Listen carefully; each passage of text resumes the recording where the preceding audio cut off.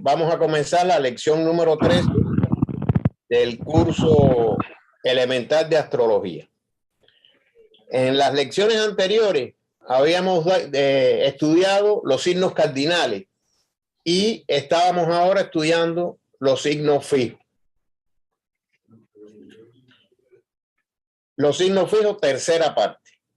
Además de las divisiones de la vida ya mencionadas y que son gobernadas por el signo celeste Leo y su contraparte terrestre, la quinta casa, fíjense que dice contraparte terrestre. Recuerden que las casas son divisiones de la Tierra, por eso dice su contraparte terrestre. Eres el quinto signo, por lo tanto, corresponde con la quinta casa.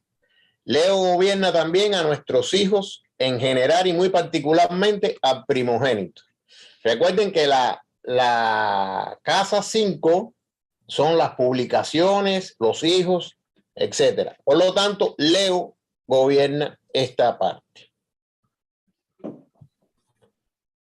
La razón de esto aparece muy claramente si recordamos lo que ya se ha dicho respecto al amor ardiente de Leo y las satisfacciones que significan la quinta casa. Pues nuestros hijos, esos pequeños y débiles seres, rayos de luz celestial, apelan irresistiblemente a nuestra solicitud y nos recompensan de ella con la íntima e indecible felicidad que nos hacen experimentar. Recuerden que el amor a los hijos es lo más grande que hay en la tierra mientras no seamos capaces de extender ese amor. La naturaleza fija del signo comunica estabilidad a esta emoción y el ardiente afecto de los padres para con sus hijos perdura, por eso generalmente durante toda la vida. O sea, no hay niño pequeño, tienen 40 años y todavía siguen siendo nuestros hijos y todavía estamos dándole consejos y ayudándolos si están en mala situación, etcétera, etcétera. Eso se acaba cuando se muere uno de los dos. Y aún así persiste muchas veces ese amor. Los rayos del signo cardinal Libra transmiten la pasión imperiosa, el intenso deseo de posesión que impele a hombres y mujeres a precipitarse en los lazos del matrimonio, imaginándose que el cielo ha descendido sobre la tierra y que una felicidad eterna les pertenece. Los de este signo, cuando se casan convencidos de que va a ser para toda la vida. Pero una vez agotada la influencia cardinal, quedan desgraciadamente muy a menudo desilusionados. Y entonces tienen que buscar otra relación. Entonces la unión puede disolverse y realizarse nuevos intentos de posesión de un nuevo ser en busca de la ansiada felicidad. Pero que hasta que el verdadero matrimonio de dos almas no haya sido realizado, los platillos de la balanza de Libra continuarán oscilando alternativamente entre la felicidad y el dolor. Una vez que se encuentra esa alma, ya. Así, mientras que los lazos conyugales contraídos bajo la influencia del rayo cardinal pueden ser efímeros, los que unen a los padres con el hijo engendrado por el rayo fijo, Leo y la quinta casa son indisolubles, duran toda la vida.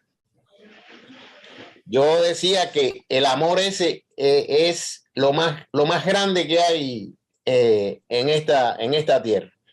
Hay veces que hay padres que no quieren a los hijos, que rechazan a los hijos porque tienen posiblemente un mal aspecto en ese departamento. Para poder obtener un conocimiento preciso del problema relativo a los hijos, es necesario estudiar tanto el horóscopo del padre como el de la madre, pues ambos tienen que ver en este asunto. Estamos tan estrechamente ligados el uno al otro que si invertimos nuestros horóscopos de manera que la parte de arriba quede hacia abajo, la séptima casa quedará en el lugar de la primera y señalará los primeros hechos que se relacionan con nuestro cónyuge. O sea, si usted está casado y quiere ver cuán estrecha es la relación del matrimonio, que es el que está en la séptima casa, invierte el horóscopo del cónyuge y entonces ve qué es lo que tiene en la primera, que sería la séptima invertida. Y así puede analizar eso. En esta posición, nuestra 11ª casa, o sea, la casa 11, corresponderá a la quinta, que se relaciona con los hijos. Pues, por consiguiente, cuando estudiamos el problema relativo a los hijos, examinamos la casa quinta y la 11ª, los signos que ocupan sus cúspides, sus regentes y los planetas situados en dichas casas. Cáncer, por el contrario, es extremadamente fértil por ser el domicilio de la luna. Recuerden que la luna, una de las notas clave es fecundidad. O sea, el planeta de la fecundidad. Se dice planeta porque la luna y el sol, o sea, desde el punto de vista astrológico, se consideran también como planetas. En realidad no lo son. Uno es un satélite natural y el otro es una estrella. Cuando la quinta casa está ocupada por ese signo y por alguno de los dos signos de agua, Escorpión o Piscis, recuerden que la luna es húmeda y está relacionado con los signos de agua. Las emociones de los padres se encuentran poderosamente excitadas, de lo que resultan muchos hijos, como se aprecia en la foto.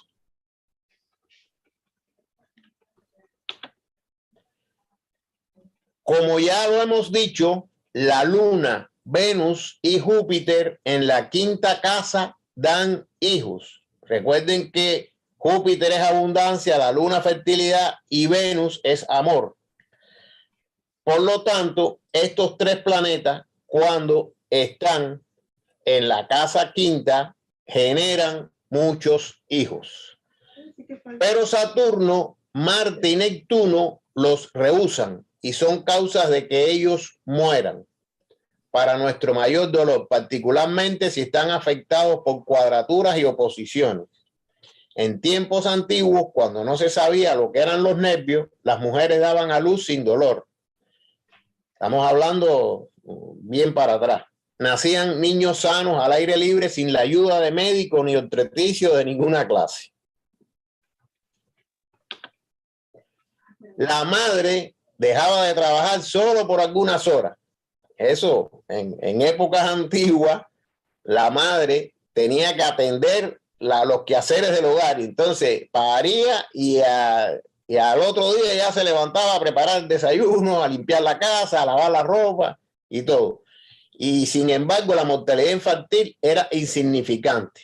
Antes se paría en las casas, o sea, y era mucho más fácil. Hoy en día, un parto es una complicación comparada con la de nuestros días, en que médicos y enfermeras están presentes y que se emplean anestésicos y antisépticos en la crisis de la maternidad. En nuestros días, la prueba deja a la madre postrada durante semanas. Puede quedar inválida por el resto de sus días y aún terminar la vida sobre esta tierra. Muchas veces la mujer no dilata lo suficiente y entonces hay que hacerle una operación, hay que hacerle una cesárea. Y entonces ya esto lleva anestesia, ya esto lleva cortar el cuerpo, ya es un proceso que no es natural. Y cuando no es natural, eso conlleva a muchas cosas. Pueden haber muchos efectos secundarios de esa operación. Y por lo tanto, la madre tiene que estar en reposo absoluto por no sé cuánto tiempo hasta que esa herida se sane, hasta que pueda.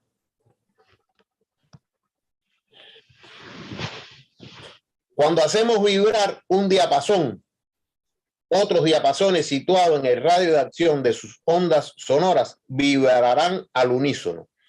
Si sus periodos propios de oscilación son idénticos, o sea, dos diapasones idénticos, usted suena uno y si está lo suficientemente cerca del otro para que las ondas sonoras lleguen a él, lo hace vibrar en el mismo tono que el otro diapasón.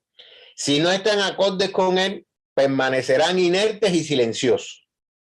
Esto es una alegoría porque cada planeta en el espacio emite una determinada nota en el canto de las esferas, y todos aquellos que en la Tierra estén acordes con esa nota responderán a ella automáticamente, a menos que su voluntad lo restrinja. Esto es una forma de ver cómo funciona la astrología. Los planetas emiten una onda vibratoria, un sonido de las esferas, que se llama el famoso canto de las esferas del que nos habló Pitágoras. Y nosotros, si vibramos con ese tono, pues respondemos a ese planeta. Si es Marte, pues siempre vamos a estar en guerra, siempre vamos a estar fajados. Si es Venus, vamos a estar amorosos, etcétera. Saturno, vamos a estar obstruidos totalmente. Por eso, la voluntad, fíjense que dice, a menos que su voluntad lo restrinja. La voluntad es lo único que nos puede sacar de esta dependencia de los planetas. Pero en las primeras edades, cuando la humanidad estaba todavía en la infancia, no podía responder a las vibraciones de un número elevado de planetas como lo puede hacer hoy. Eso es claro. La humanidad antigua no estaba lo suficientemente espiritualizada, desarrollado el vehículo denso, los nervios y todo ese desarrollo evolutivo que tenemos hoy, que podemos responder a planetas que son octavas superiores. Esta es también la razón por la cual los antiguos astrólogos no tenían en cuenta varios planetas, considerados en nuestros días como factores del destino. O sea, ni Urano, ni Neptuno, nada de eso se tenía en cuenta en la antigüedad, porque nadie respondía a eso. Saturno, el planeta de la obstrucción y de la concreción, fue anteriormente considerado como un agente de coagulación por su influencia. La materia espíritu, muy enrarecida, cristalizó y la materia concreta se manifestó y fue la base de la forma física. Recuerden que las formas físicas son pensamiento cristalizado.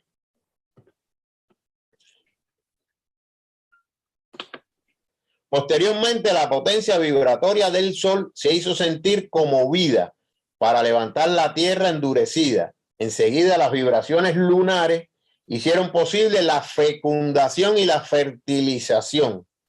Después, Marte y Venus despertaron las pasiones y quedó realizada la manifestación material de la parte puramente física del hombre. Fíjense que estamos hablando de la Tierra, que es vida, la Luna, que es fecundación, Marte, las pasiones. O sea, estamos hablando de la cosa física del hombre, no de la parte espiritual.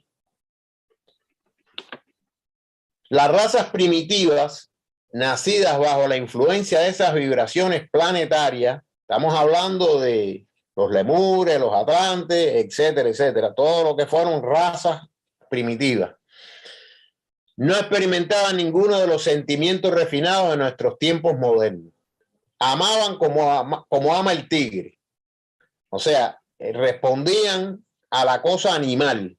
La mente, si ya la tenía, estaba incipiente todavía. Y si no la tenía, como en el caso del principio o final de la Lemuria, que sí había una mente incipiente para los avanzados, ellos eran puramente animales. Los machos luchaban entre sí como luchan los animales para obtener una compañera, y las hembras luchaban para proteger a su prole. Así, en la Edad Media se podía observar este estado de cosas. Todavía, ya en estos tiempos, se podían observar estas cosas. El rayo de Mercurio principió en muy temprana época para despertar la razón en el hombre. Sus vibraciones han aumentado en intensidad, desarrollando el intelecto y sensibilizando el sistema nervioso. Recuerden que no hace mucho la humanidad era analfabeta e ignorante, unos cuantos siglos atrás. La mayoría era ignorante. Hoy en día, casi podemos decir que hay un gran por ciento de gente que no son analfabetos, que saben leer y escribir. un enorme por ciento en estos momentos. La escuela ha llegado a los rincones más intrincados del planeta. Y ya esto hace que el rayo de Mercurio esté influenciando mucho más en estos momentos con la mente concreta. Es así como los sentimientos más refinados han podido manifestarse y que el hombre es ahora capaz de responder en cierta medida a las influencias humanitarias proyectadas por el rayo de Júpiter, la benevolencia. Los más avanzados sienten las vibraciones de Urano, el altruismo, y un número aún menor siente las espirituales vibraciones de Neptuno, la mente superior, la divinidad, el espíritu. Ahora es que la humanidad está empezando a responder a estas octavas superiores que son Urano y Neptuno. Heindel dice que los astrólogos, sobre todo, tienden a responder a Neptuno. Pero si se ponen a ver cuántos astrólogos hay en el mundo, hay bastante poco. Digo astrólogo, no astrologuero. Pero en la medida que aumenta el alcance vibratorio de nuestro sistema nervioso y que nos hacemos capaces de experimentar goces que un hombre, un estado salvaje, no podría ni siquiera imaginar, de igual manera aumenta nuestra aptitud para sufrir. Antiguamente los pitecantropos y los hombres de Neandertal, esa gente, ellos se caían de un árbol, rodaban por abajo una montaña y se levantaban como si nada. Hoy usted se cae de un árbol, se fractura, se desbarata todo y tiene que ir al médico y hasta intervenciones quirúrgicas. Y es increíble el desarrollo. Un choque físico que apenas podía impresionar la conciencia de un salvaje puede producir un colapso en una persona cuyo sistema nervioso es muy sensitivo. A medida que la humanidad va evolucionando, se hace más dependiente de los adelantos científicos. Usted coge un niño chiquito, lo abandona en la selva y no dura nada, tiene 0% de supervivencia. Sin embargo, usted, un tigre pequeño o cualquier animal, lo suelta y tiene grandes probabilidades de llegar a adulto. Mientras más desarrollado es el individuo, más indefenso es ante la vida, sobre todo en las etapas de niño, de pequeño. En el caso de la maternidad, una india que tuviera Urano en la quinta casa de su horóscopo no sentiría de los dolores del alumbramiento. Estamos hablando de una tribu en el Amazonas, allá adentro, ¿no? Que ellos no tienen ni hospitales ni nada de eso y todo se hace de una forma natural, inclusive para evitar las hemorragias, utilizan telaraña y utilizan ciertas cosas que se utilizaban en la antigüedad. Y entonces no sienten tanto los dolores del parto. Mientras que para el horóscopo de una anglosajona, la crisis estaría acompañada de dolores, el niño experimentaría dificultades para respirar, convulsiones extrañas, podía poner fin a la vida recién comenzada. O sea, hoy en día el parto, que antiguamente era una cosa natural que se hacía en las casas, que venía la comadrona o la partera, como se llama, y no había problema. Palangana con agua caliente, muchos trapos y para afuera el niño. Hoy en día esto es una complicada operación con un anestesista, con un cirujano, con 2 enfermeras, con un asistente, con un aprendiz de esto, un residente, y son como 10 personas alrededor de la mujer para dar a luz, una cosa que debe ser lo más natural del mundo. Neptuno proporcionaría un sistema nervioso demasiado delicado para el uso físico corriente, pues es la octava de Mercurio. Por consiguiente, un niño nacido bajo tal influencia sería raro. y algunas veces completamente demente. Esto de raro es, hay muchachitos que son introvertidos, que tienen un síndrome pequeño de autismo, de Asperger, o sea, hay una serie que son propiciadas precisamente por Neptuno. El baile de San Vito, que es una afección convulsiva que resulta en la imposibilidad de coordinar los movimientos debido a la hiperestesia producida por Neptuno. La hiperestesia es la sensibilidad en extremo, o sea, son gente muy sensible. Saturno pone obstáculos al alumbramiento y lo hace doloroso. Obliga a hacer uso de los forceps y los hijos son difíciles de educar. Marte predispone a las operaciones, la pérdida de sangre y las fiebres puerperales. O sea, las fiebres puerperales son las que dan después, le da a las mujeres después del parto. Marte es el que predispone estas cosas. Cristo dijo, si yo soy exaltado, exaltaré a toda la humanidad conmigo. Esto no quiere decir, como se supone corrientemente, con un concepto completamente materialista, que si era exaltado en la cruz, él salvaría a la humanidad. El hombre, el microcosmos, sigue muy de cerca el desarrollo del macrocosmos. Cuando la Tierra era más densa, durante las edades por las cuales hemos pasado, cuando los espíritus virginales se hallaban en el nadir de su carrera evolucionaria, la humanidad se encontraba enmarañada en la materia, que no podía vibrar al unísono del diapasón de los planetas cuya influencia es enteramente espiritual. Pero a medida que el Espíritu de Cristo trabaja en la tierra y la aligera con sus vibraciones, recuerden que en la antigua Lemuria, la atmósfera era ígnea, era muy densa. Después en la Atlántida era húmeda, pero también muy densa. Ya cuando llega la época aria, se hace mucho más ligera esa atmósfera, o sea, es oxígeno, es aire, mucho menos densa.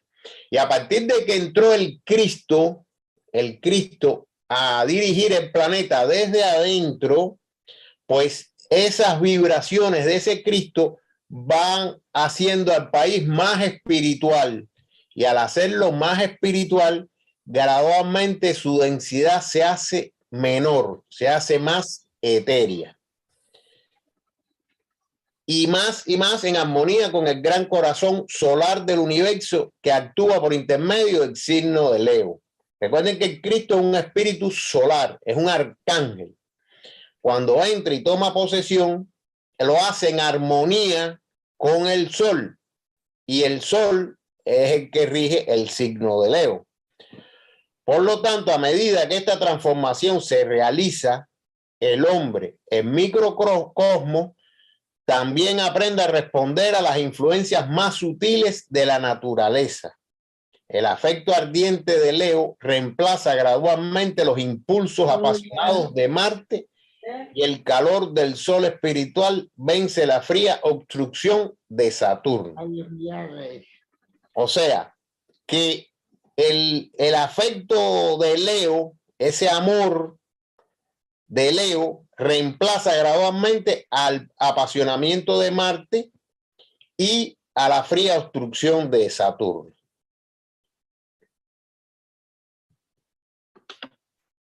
Así, en lugar del actual método de concepción en el pecado y en el sufrimiento, aparecerá gradualmente la concepción inmaculada, la cual principiamos a vislumbrar a través de la ciencia de la eugenesia. La eugenesia es una ciencia que trata de mejorar la especie humana a partir de la genética. O sea, la ciencia está trabajando en esto, pero una forma de lograr esto es con la Inmaculada Concepción. cuando la concepción se hace de forma inmaculada, el cuerpo que viene es puro y sano. Así se logró el cuerpo más puro del mundo cuando María y José tuvieron la Inmaculada Concepción y trajeron al mundo a Jesús, que fue el ser que dio sus vehículos inferiores para que el arcángel Cristo pudiera hacer su ministerio. Pasará mucho tiempo antes de que seamos capaces de propagar la especie por medio de un método superior al que tenemos hoy. Demora. Pero a medida que el Espíritu de Cristo trabajando en la tierra crezca en fuerza y potencia, el quinto signo, Leo, cesará de corresponder con la quinta casa que gobierna a los hijos. La sexta casa y Virgo indicarán entonces el método hecho todo de pureza y de servicio por el cual perpetuamos cuerpos más etéricos que los de nuestra época. Estamos hablando ya en tiempos, que vendrán, pero todavía demora mucho eso, porque la raza, va a ser mucho más etérica. Recuerden que Virgo, la nota clave de Virgo es la Virgen, el servicio, la salud. Por lo tanto, cuando la Virgen gobierne el método de concepción, pues los cuerpos serán mucho más puros y mucho más sanos. Por esta razón, bien que actualmente Leo sea el signo más importante del zodíaco, será en el porvenir reemplazado en la división de los hijos por la pureza de Virgo, y los afectos ardientes de Leo hallarán una aplicación más noble por intermedio del signo opuesto Acuario, del que trataremos en la próxima lección. Fíjense qué importante es que Leo es el signo más importante del zodíaco. Por eso, en los templos rosacruces, el signo de Leo está encima del símbolo, porque es el signo más importante del zodíaco en estos momentos. Y hasta aquí la clase. Preguntas.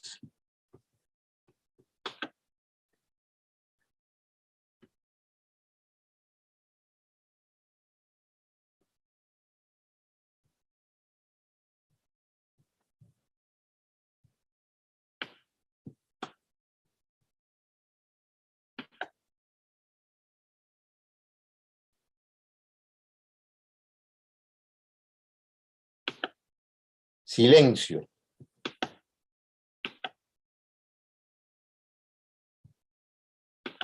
¿O lo entendieron todo o no entendieron nada? O nos quedamos con la boca abierta también. También. Fíjense que... Muy bien, profe. Entendimos muy bien. Ok. Gracias. Fue muy claro.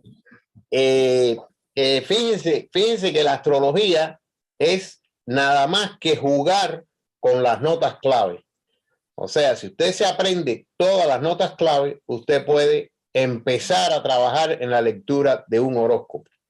Es todo lo que se necesita. Dominar bien las notas clave de los signos, de los planetas, de las casas y de los aspectos. Cuando se domina eso, pues ya usted puede comenzar a leer un horóscopo.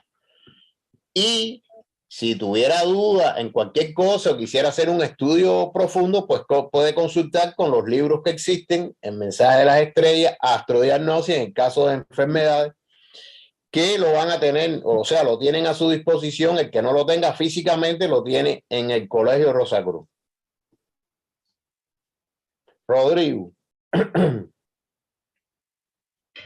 ¿Podría proyectar y dar algunos ejemplos? Si bien ahí aparecen algunos, pero un poquito más lento, de la parte de invertir los horóscopos entre una pareja. Voy para allá. Y también lo mismo, ¿podría repetir y profundizar un poco la parte del verdadero matrimonio espiritual? que se busca en el caso de que Libra, o sea, sé que no es específico para Libra, pero lo menciona de que Libra va a buscar y buscar hasta que encuentra y menciona el verdadero matrimonio espiritual. ¿Qué es y qué antecedentes hay sobre eso?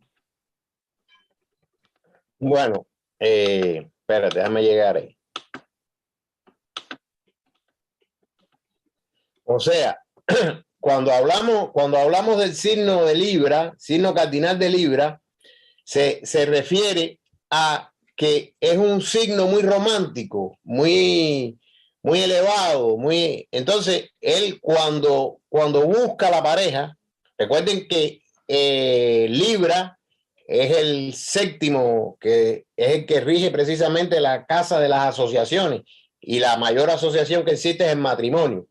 Por eso, cuando Libra encuentra una pareja, él la idealiza y se casa con ella hasta que logra ese amor verdadero. O sea, un poco de voluntad y un poco de comprensión y un poco de todo. O sea, él puede casarse, no sé, 10 veces, y a lo mejor a la oncena encuentra el verdadero amor, pero ya va teniendo las experiencias. Esto no quiere decir que ahora tú, para casarte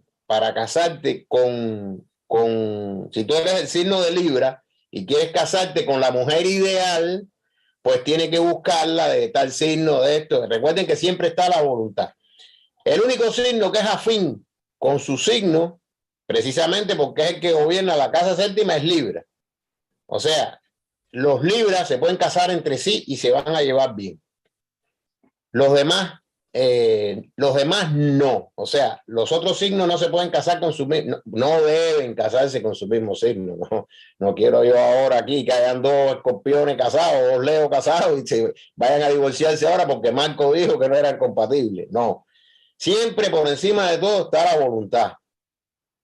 Y la pareja ideal llega tanto por una comprensión del hombre y de la mujer. Los dos tienen que comenzar a ceder. Eso se logra con la madurez. Con la madurez usted llega a ceder, y ceder cuando haya que ceder. Y amar, sobre todo amar. Recuerden que el que más ama es el que quiere la felicidad para el otro. No, el que ama egoísta, ese no ama, es que él quiere poseer. Pero el que ama de verdad quiere la felicidad del otro. Entonces, lo de invertir los horóscopos, eso se hace, por ejemplo, Rodrigo, tú tienes ahora en la casa quinta a un planeta X, vamos a suponer a Júpiter, va a tener muchos hijos, pero te casas con una mujer que tiene en la casa 11 a Saturno. Entonces ya ahí va a haber un problema, ¿me entiendes? O sea, no vas a tener muchos hijos porque Saturno va a obstruir eso, y ella tampoco va a perder los hijos porque tú le estás dando la posibilidad de tenerlo. O sea, que es una compensación, y hay que analizarlo así. Siempre que uno analiza el horóscopo, de uno debe ver, o sea, lo opuesto. Lo opuesto también influye. Fíjense que, por ejemplo, la casa 1 es el ego, es la personalidad. Y la casa 7, que es la opuesta, es el matrimonio, es la asociación. O sea, que según seas tú en la casa 1, y vas a influir también en la casa 7. Y es así. Así es como se analiza. Y en el caso del hombre y la mujer, del matrimonio, pues se invierte la carta para hacer este análisis. Tú eres Libra, Rodrigo, ¿verdad? Sí, es mi signo solar. No te oigo. Ah, es mi signo solar. Oh, ok. No, por eso estaba preocupado. No, fue la frase. ¿La podemos ver la frase? ¿Cuál frase? La que habla del matrimonio, que no la había visto. A ver. Una más adelante.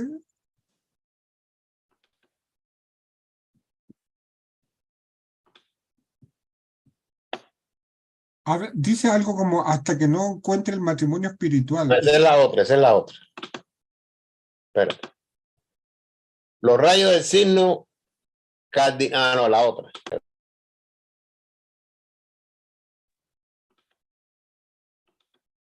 Entonces la unión puede disolverse y realizarse nuevos intentos de posesión de un nuevo ser en busca de la ansiada felicidad. Pero hasta que el verdadero matrimonio de dos almas no haya sido realizado, los platillos de la balanza de Libra continuarán oscilando alternativamente entre la felicidad y el dolor. Esta frase me llamó la atención. Independiente de que sea un matrimonio, la unión de dos almas verdadera, no la había leído. Sí, ya te digo, vuelvo a repetirte, el signo cardinal de Libra, en este caso, él se casa para toda la vida. Fíjate, él es romántico, idealista, y se casa, pero en realidad eso pasa hasta que no encuentres de verdad la verdadera, la pareja verdadera, ¿no? La que sea capaz de lograr ese equilibrio entre los dos.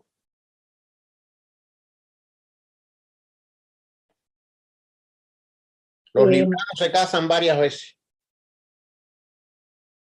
Marco, Dígame.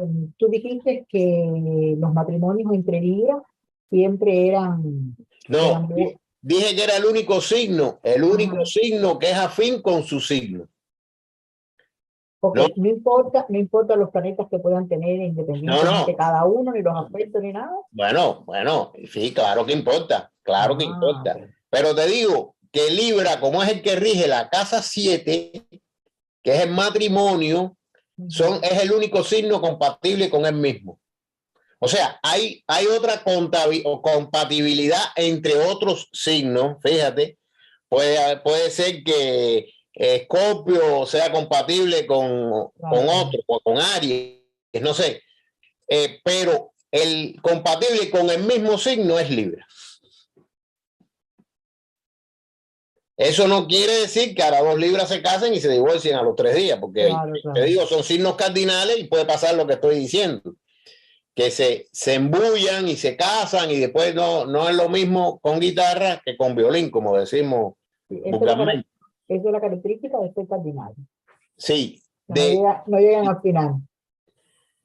Hasta que encuentran la verdadera alma.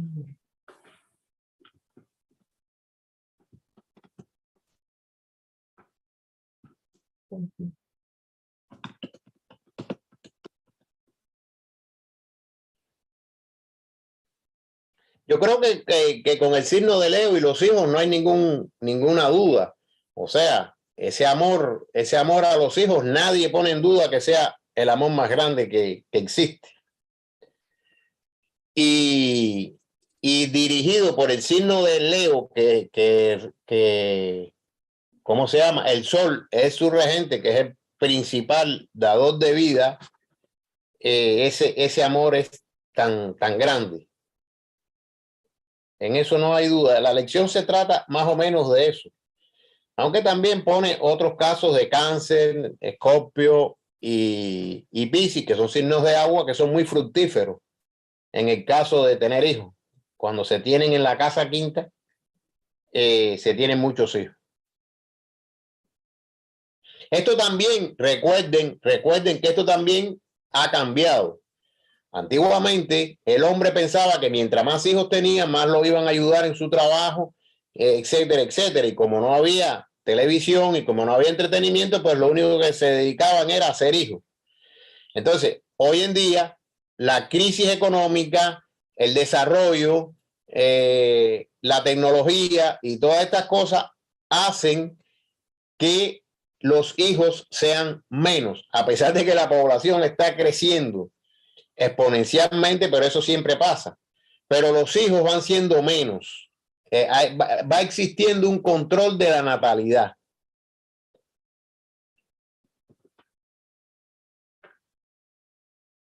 y aunque sean muy fructíferos, bueno, tres hijos hoy en día, para mí yo considero que es fructífero, 3 hijos.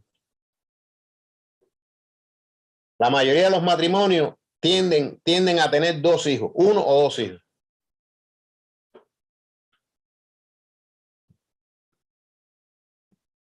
Porque el costo de vida es muy caro, la educación, o sea, una serie de requisitos.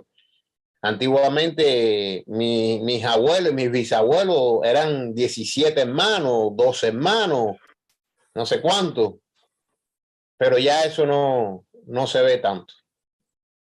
Sobre todo en los países desarrollados, ¿no? En los países desarrollados el control de la natalidad es grande.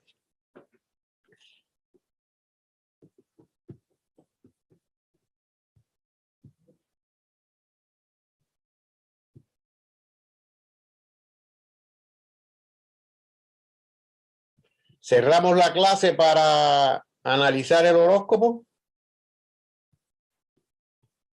Tengo dudas. Rodrigo. Sí, está muy interesante el tema de que la casa de los hijos se moverá hacia Virgo. Está muy interesante. Sí. No lo había escuchado. Está muy bueno. Me gustaría que conversáramos un poquito no recuerdo cómo es el nombre científico, pero es la mejora de la raza o de la especie. Eugenesia. Algo que era muy común en esta época, estaba muy en boga. Bueno, desembocó finalmente en el tema de Alemania, de la mejora de la raza, y posteriormente, producto de eso, quedó como un tabú. La sociedad, digamos, ya eso no es que no funcione, sino que la mejora de la raza a través de eso, de la eugenesia, puedes poner esa lámina, quedó como un tabú porque obviamente se asocia al tema alemán de la época. Pero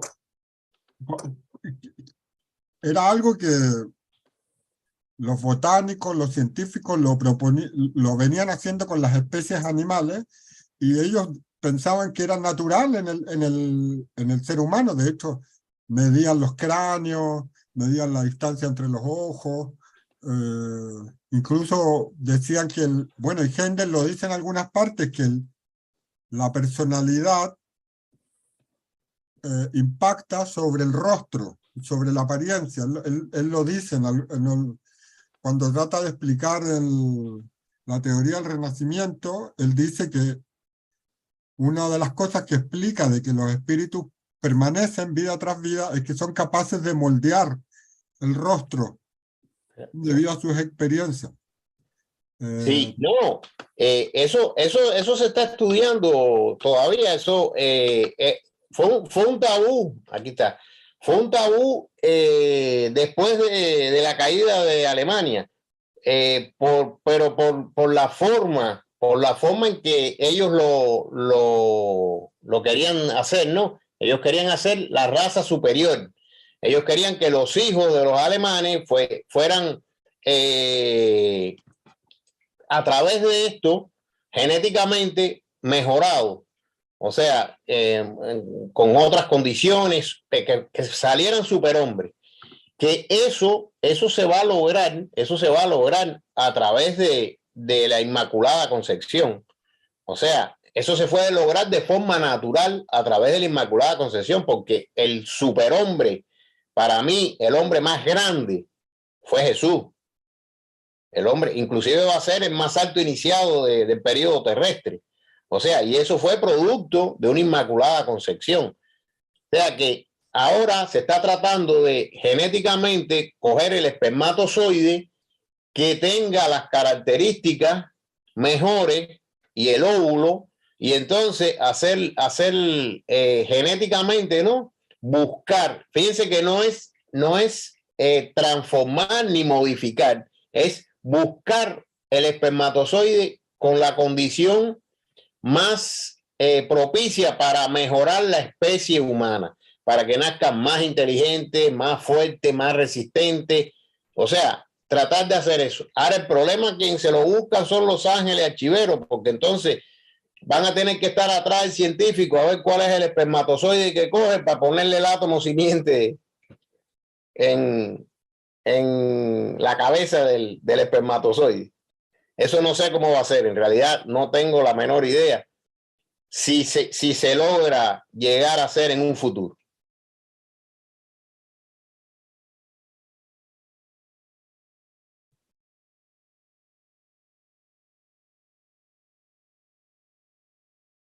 Hay un detalle que en los templos judíos, en la sinagoga, no sé si se sigue estilando, pero las personas que tenían defectos genéticos, los brazos, las piernas, ellos no podían estar como en la parte principal. Y de hecho, por eso es que cuando Cristo sana al ciego y sana al paralítico, siempre los manda al templo, porque ellos no eran aceptados. Era una costumbre muy común, que cualquier persona que tuviera un defecto era sacado del lugar principal, digamos, de asistencia, ¿no? Obviamente, para el sacerdocio no se podía, pero estoy hablando de los asistentes incluso. Y eso continuó hasta los tiempos de Cristo, aún continuaba. Y era como una forma geovística que tenían de mejorar un poco la raza, y era importante. Había como una mejora genética también. Obviamente que al no estar en la parte principal, tenía menos roce, era menos elegido para casarse, o la mujer para casarse, o el hombre, y por lo tanto como que perpetuaba una especie un poco mejor, se producía una especie de mejoramiento racial liderado por la misma sinagoga, ocurría eso.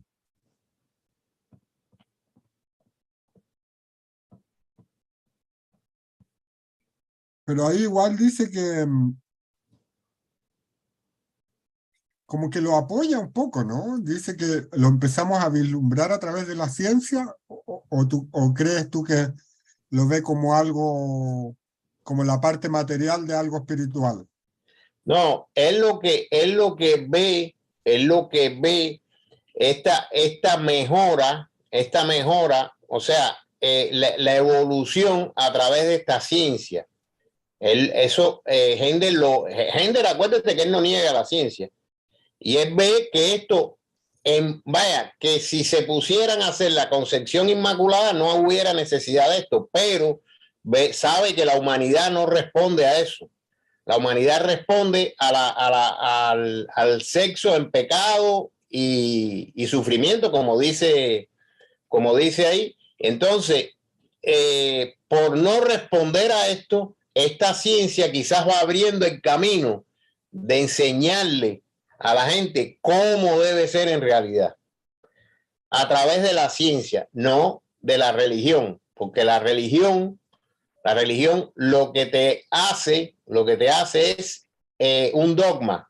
Tienes que ir virgen al matrimonio, si no es pecado, y si no Dios te castiga, y todas esas cosas que la juventud hoy en día no entiende, no acepta y no le interesa. Hoy en día la juventud están unidos antes del matrimonio y en, ¿qué te puedo decir? Todas las barbaridades que se hacen hoy en día. Y eso precisamente estamos en una época de decadencia, ¿no? En cuanto a ese aspecto, que habrá que adquirir conciencia. Porque afortunadamente o desgraciadamente, no sé, el sexo está concebido de una forma placentera para que la humanidad no se extinga. Porque si fuera un sacrificio como era antes, cuando los obligaban los ángeles a tener relaciones, hubiera que seguir los ángeles a obligar a tener relaciones, y no, se hizo precisamente de esa forma para que la especie, para darle oportunidad a los egos a encarnar. Pero se ha ido o sea, se ha desenfrenado eso, ha ido por un camino que no es el más correcto.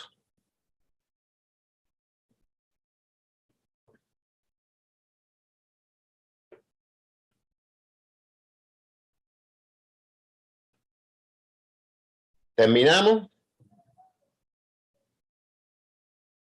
Vamos a leer la plegaria.